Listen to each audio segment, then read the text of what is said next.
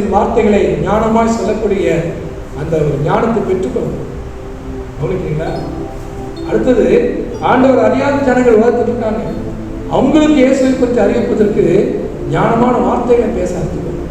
ஆண்டவர் நம்ம வாழ வைக்கிற ஆண்டவரை குறித்து ஒரு 5 நிமிஷம் 2 நிமிஷம் சொல்றதுக்கு தெரியாது. இப்போ வேதம் சொல்கிறது இங்கே 18-5 வசனத்துல இயேசுவே இயேசுவே கிறிஸ்து என்று, இயேசுவே தேவனுடைய குமாரன், இயேசுதான் உலக ரட்சகர், இயேசுதான் கதி, இயேசுதான் என்று சொல்வதற்குரிய ஒரு ஒரு ஒரு தகுதியை, ஒரு கிருபையை பெற்றுக்கொள்வதை குறித்து தான் பவுல் இங்கே வேதம் இங்கே எழுதி வைத்தது. அதுதான் இங்கே எழுதி வச்சிருக்கேன். அப்போ இயேசுவை குறித்து பிரசங்கிப்பதற்கு, அறிவிப்பதற்கு நமக்கு ஒரு வைராக்கியம் நமக்கு தேவை. நிறைய விஷயம் தெரிஞ்சுக்கலாம், நல்லது. ஆனால் எல்லாத்துக்கும் மேலே விசுவாசிகளாக இருக்கிற நாம ஆண்டவரை குறித்து தெரிஞ்சுக்கணும், ஆண்டவர் ரட்சிப்பை குறித்து சொல்லணும், சுவிசேஷனை தெரிஞ்சுக்கணும். அரசியல் அது இது எல்லாமே நமக்கு தெரியும் கொஞ்சம் கொஞ்சம். ஆனால் அதுக்கெல்லாம் மேலே நிறைவாக ஆண்டவரை குறித்து அறிவிக்கணும்.